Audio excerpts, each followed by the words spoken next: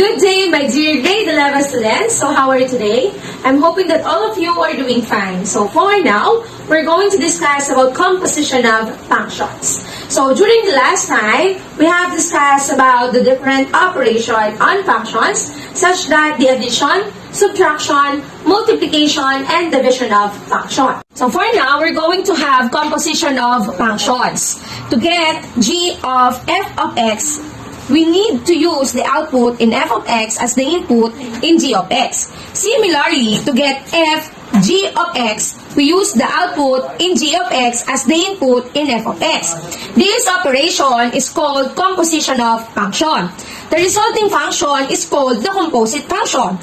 So, given two functions f of x and g of x, the composite function denoted by f circle g of x is defined as f of g of x, and the domain of f circle g of x is the set of all numbers x in the domain of g of x, such that g of x is the domain of f of x. So let us have some example. If f of x is equals into x squared minus 6 and g of x is equals into 3x plus 2, let us find for f circle g of x and g circle of f of x. So the step 1 that you are going to do is you are going to apply the definition of composition of functions. So if you are given, so this will be our solution. If you are given f circle g of x, like what I've told you, you are going to apply the definition. So this will become f g of x. So therefore, we are going to have here f circle g of x is equals into f, wherein the value of our g of x is 3x plus 2. So we have here the definition such that f of 3x plus 2. Step 2, we are going to apply the definition of f. So in this case, our f of x is x squared minus 6.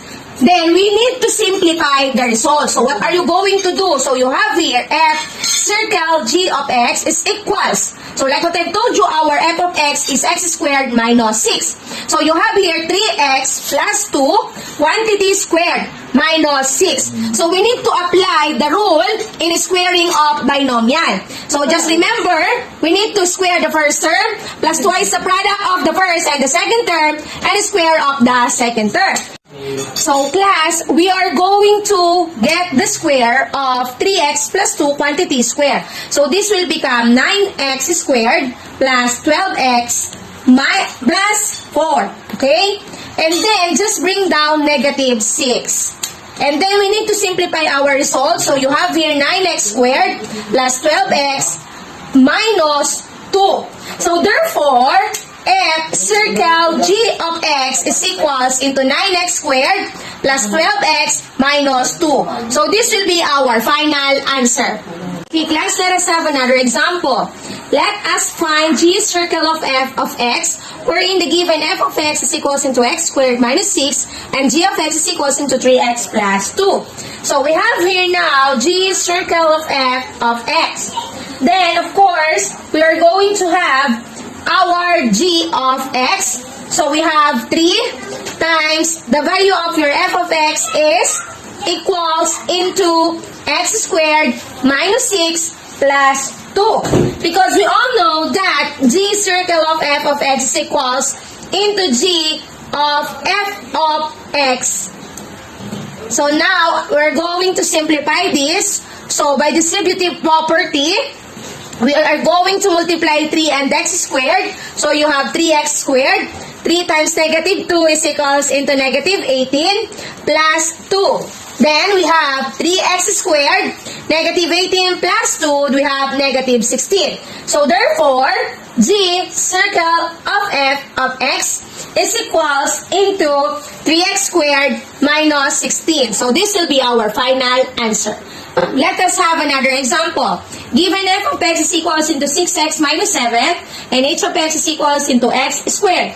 So we are going to find f circle of h of x. So we all know that this is equivalent into f of h of x. Okay?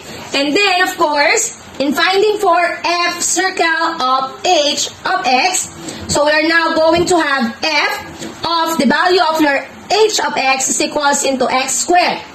And then, of course, we're going to apply for the definition of our f, and then we need to simplify for the result. F circle of h of x is equals, the value of our f of x is 6x minus 7. So you have 6 times x squared minus 7. So multiply 6 and x squared, so you have 6x squared minus 7. So this will be our f of circle of h of x. So the final answer, f circle of h of x is equals into 6x squared minus 7. Okay, my dear grade 11 students, so thank you for today. I'm hoping that you had new learning for today. So if you do have questions, please do not hesitate to ask your teachers. And of course, stay safe. Laos Deo.